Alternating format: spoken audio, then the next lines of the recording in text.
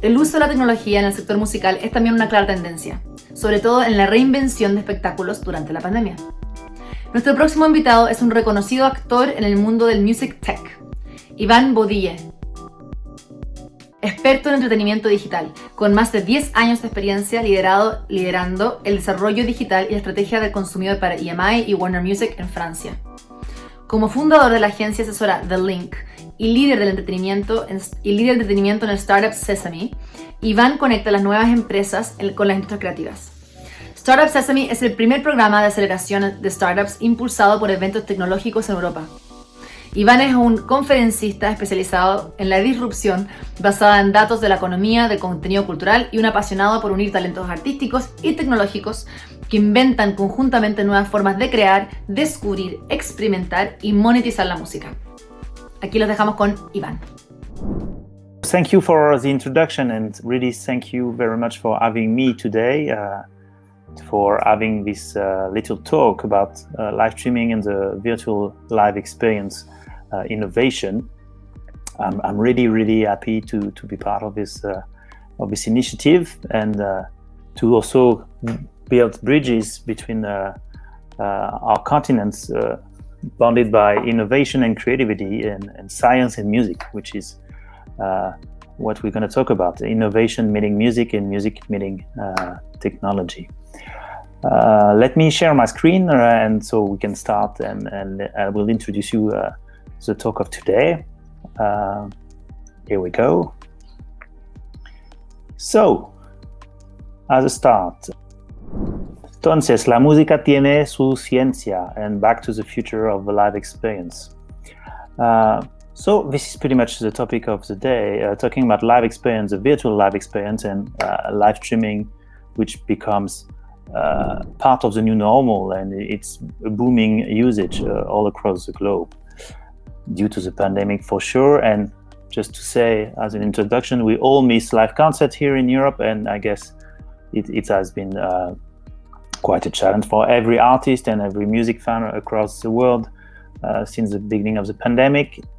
But innovation has been booming and helping artists and fans and people working in between to not bring back live music as it was, but open new opportunities to connect, to experience music, and to keep that bond, that connection between an artist and an audience, and also build new models on the way. And this is what we're going to explore today. As a short introduction, a little word about what I do and my background, not especially about The Link, my company, but really about some projects and some involvement I wanted to share as an introduction, also because this is through those connections that I met especially Felix from Moustache and the connection between our ecosystems in Chile and in France and Europe. So I'm part of Music Tech France. I'm one of the founding member of this community and association, which is the Association of Music Tech and Music Innovation Players in France. Same with Music Tech Hub in Barcelona. I'm not part of the founding member, but I'm an active member of that community based in Barcelona. And also, and this is what we're going to talk about today, I'm part of the Medium Lab judging member, and today I'm going to share with you some insights from a white paper I recently co-released with Medium, and we're going to talk about that in a few seconds.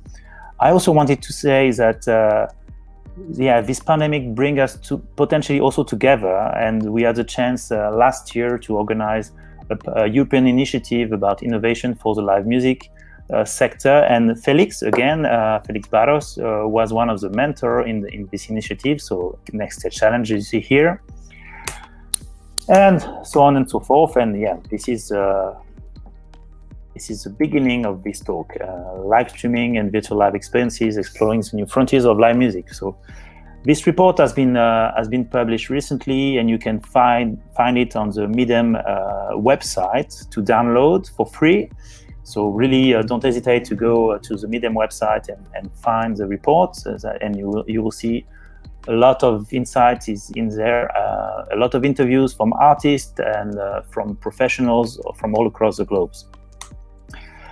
First, how to describe live streaming. First of all, I think it is important to put it in a context. Live streaming is nothing new when it comes to technology, but what is really new is the combination of different formats and also how it fits this live stream experience into different ecosystems.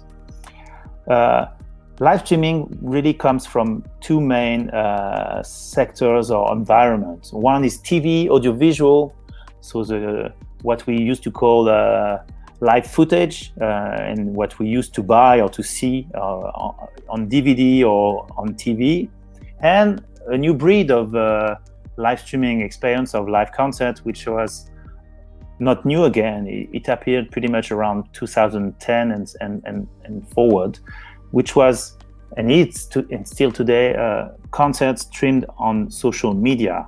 It started on Facebook and it went bigger and bigger on platforms like YouTube. And now also we have different players like Twitch and TikTok who are also not leading the way, but opening new doors for that direct to fan, or that new kind of relationship from an artist to his fans. And the last dimension of that kind of a triangle, the new dimension that is currently really potentially the most exciting of the three, it is called the Metaverse. Maybe some of you don't know what it means. Basically, the Metaverse is a global concept of virtual worlds, not only gaming, but really what we used to know as Second Life, and what also we currently knows in the form of Fortnite or Roblox. Those examples, they are more than games, they are worlds, and with 3D modelization, avatars, and mixed realities. And more experiences of live music has been developed over the past year at a rapid pace in this kind of environment. So there is different types of live streaming going on, still highly produced and more highly produced TV, let's say, format going to the web, more and a booming number of a new breed of social media oriented production, and some metaverse, and sometimes a mixture, something in between. Few examples to give a better flavor of what we've seen over the past years growing up and booming all across the globe for most of the artists. This is an image, a screenshot of a session by Matefi from the metal band Trivium from the US, playing on Twitch with multi-angle, pretty professional, but really homemade, from the studio, direct from the studio to the fans. And on the right, you see some merchandising, and everything is integrated because Twitch is offering the platform to enable that engagement, that streaming capacity, really accessible for every artist across the globe, from their basement, from their studio, even from their bedroom, to their fans. Some are exploring that form of live streaming to a more advanced extent, like Matefi, with professional camera footage and professional mic, but some are doing just this for bootstrapping a new kinds of live streaming. And it's if you see in the white papers the numbers of the music genre on Twitch from last year to now, it was an incredible growth observed by Twitch, and so music is becoming one of the leading activity on Twitch nowadays. Then you have more professional and international representation of what live stream can be at a bigger level and at a global level. An interesting example is from the French DJ and global DJ now, David Guetta, who started pretty early at the beginning of the pandemic an initiative called United at Home, which was basically a live stream for free with fundraising. And he managed to gather like millions of fans across different channels, so Facebook, YouTube, Instagram, Twitch, and so on. So it was multicasted, as we say. It was really a spontaneous reaction to the pandemic from that artist, and a lot of global artists also did the same. Then he did another one in New York, and one of the latest one was in Dubai. And before that, he managed to produce one of the most live stream ever for last year for New Year's Eve in Paris, in the middle of the Louvre. I put that example not only because he's a French artist, and also because I had the chance to work for this artist when I was working in a label. It's also because it's super interesting how it is becoming more and more not only produced, but it becomes really an established usage, and artists like David Guetta are leading also the way to establish live streaming not only as let's say a reaction to the pandemic, but potentially a new way to engage with their fans, a new way also to raise funding for good cause, and also a new model potentially as at the end of the day to monetize content and engagement with fans, which is what we're going to talk about later on. Pretty not fast, but I remember having a conversation with Fabrice Sergent, so the CEO of Bands in Town, and telling me that we observed in 6 months what should have taken 6 years to happen. It was a super rapid adoption, and the innovation curve of live streaming was really, really fast. And pretty shortly after the beginning of the pandemic, starting with this pretty much September 2020, even a little bit before, we saw a series of like really innovative, highly produced, super creative shows being put together by international artists, but not only. And the kind of Billie Eilish show, here you see some screenshot of it, was pretty ahead of the curve, and with like not only massive production but super creative approach of video mapping, and how to also give a voice and a face to the fans during the footage.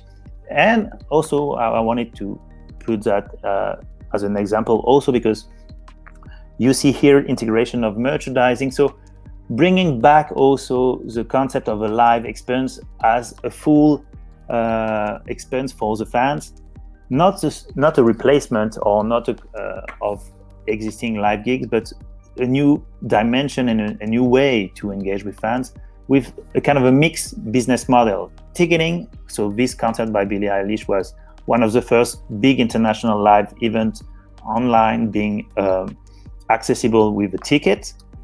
So ticket live stream, we say now. And then after that, there are plenty of those.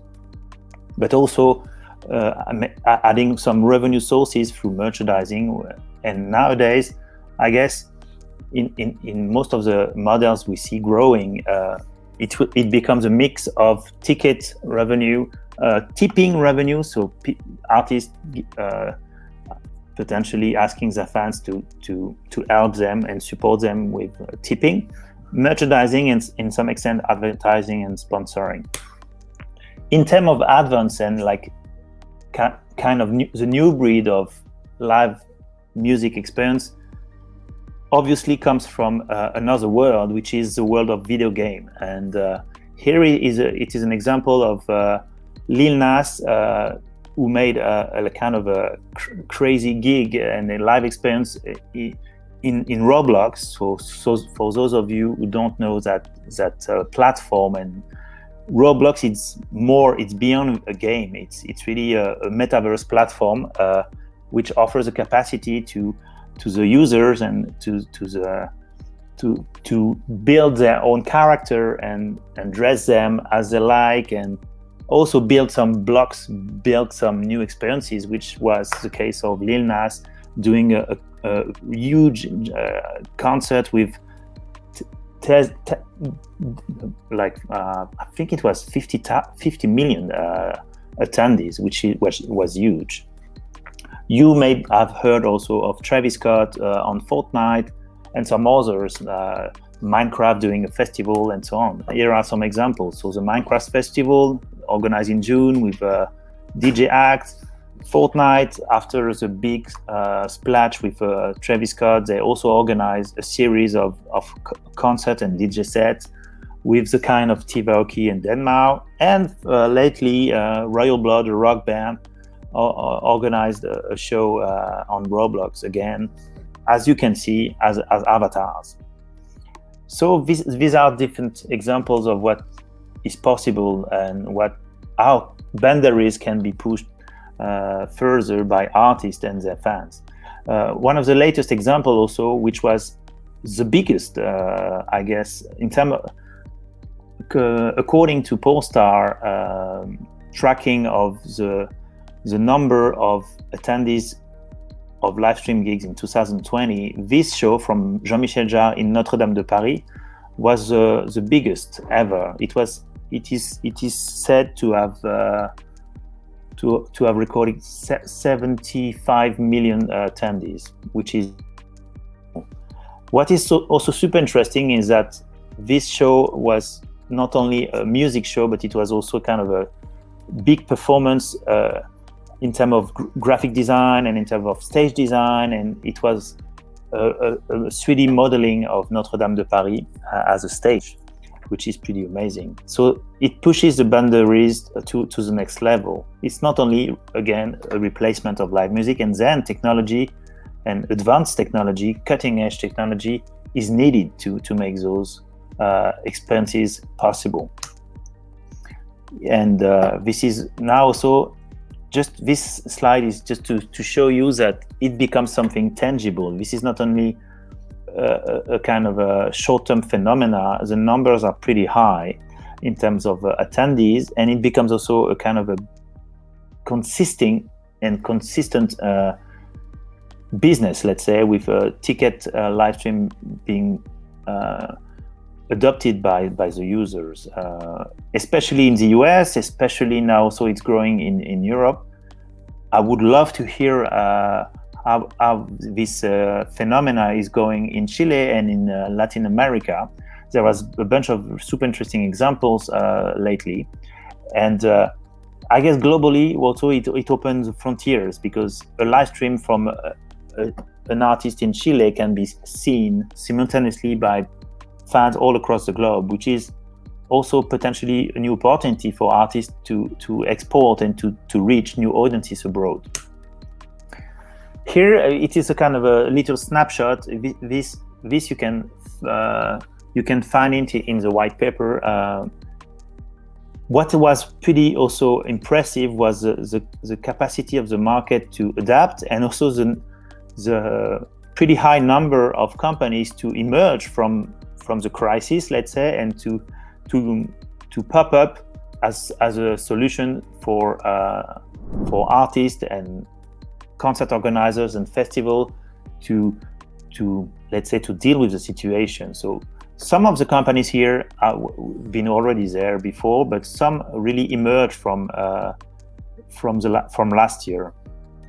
How to read it is pretty simple. On the left, this is do-it-yourself, like solutions that artists in their bedroom can easily access and adopt with, like, let's say, low fee and low level production. On the right is highly produced concerts, and not only live shows and footage, but also, if you see here on the right top, those are immersive experience, VR and Metaverse experiences, which they require not only live footage, but also 3D development and audiovisual development to the next level. So, and on the top you have monetize and ticket experience, and on the bottom you get concerts as a promotion tool. And what is interesting to see is that it's pretty crowded on the right, and a lot of platforms whether have pivoted to there, Bulldog, for instance, were there already for years. Maestro were there for years. Vimeo were there for years.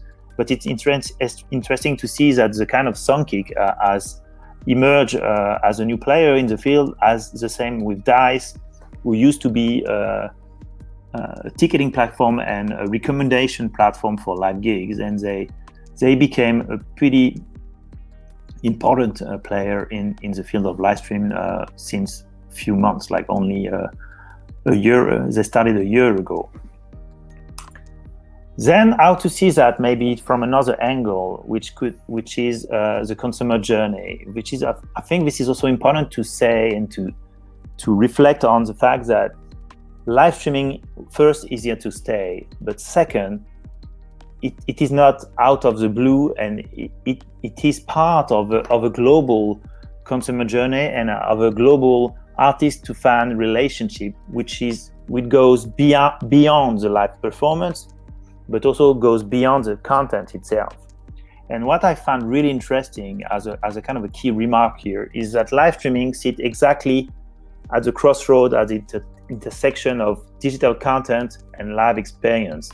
Before that, the two were pretty much separated in terms of synergies, in terms of connection with data, connection with marketing. And nowadays, because there was potentially no choice, but also there is a bigger trend to make those two connected more and more in a funnel, like in a consumer journey approach. So from discovery, when you can still discover artists on the kind of SoundCloud, YouTube, on the radio, on the kind of Deezer, and now potentially, which is not the case already, like you don't discover that much artists on live streaming. You potentially go to attend a live stream of an artist you already know, but even more you already are engaged with.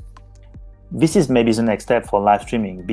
Live streaming becoming a discovery engine for new artists and for the new scene. What is interesting also to look at is how the big players in the field of music discovery and music engagement and music consumption, like Spotify, like Apple Music, will position in the live streaming game moving forward. We don't know yet. What is interesting to see already is that some players like Amazon, for those who don't know here, Amazon is the owner of Twitch, that we mentioned before as one of the most fastest growing platform for music streaming over the past month. Amazon Music has recently integrated Twitch in their recommendations. So if you are following an artist on Amazon Music and is organizing a live streaming on Twitch, you will get notified that it's happening. It seems to be like simple, but it's a big game changer here, because it's really about the continuum of the consumption and artist to fan engagement. Same with Napster being acquired recently by Melody VR, which is one of the pioneer of the VR live concert experience. Yet we don't know where it's gonna go, but it's super interesting to look at what they're gonna launch pretty much soon in terms of integration of the two. Like, you are on Napster, how do you will be redirected to live streaming experiences? And if you are attending a VR concert on Melody VR, how it's gonna be potentially pushing you to playlist and so on. So an integration, this market will basically consolidate more and more, and not only in terms of people, big companies acquiring little startups, but also in terms of usage from streaming to live, and the three will be connected more and more.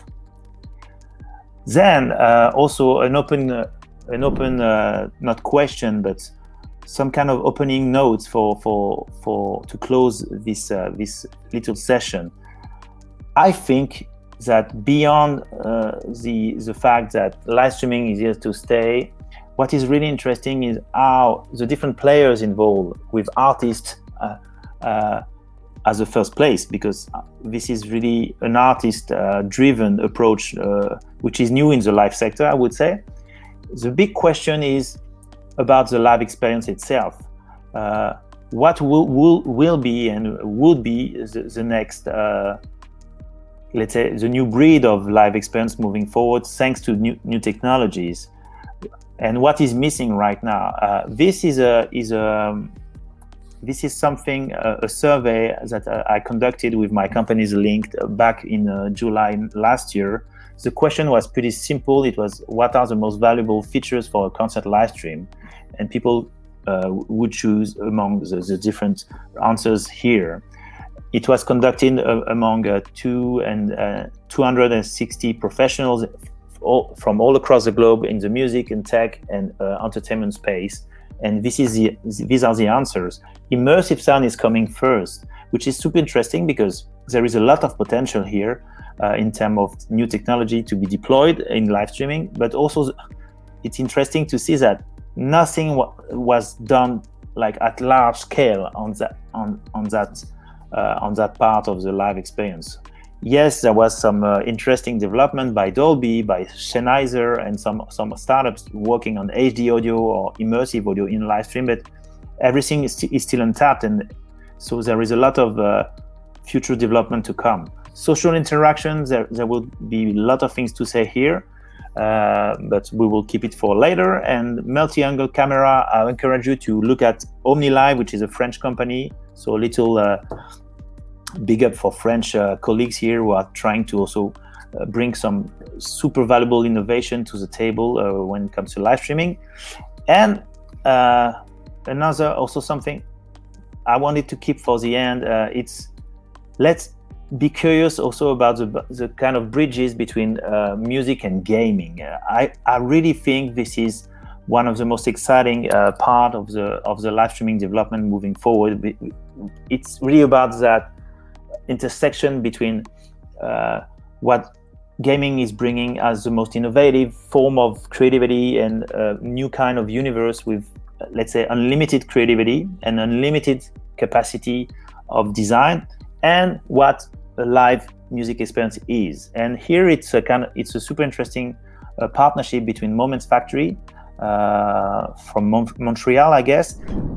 They do a lot of technology for art exposition, and they really specialize in stage design, and they partner with Unreal from Epic Games to develop the ultimate stage design engine for, let's say, virtual live experience.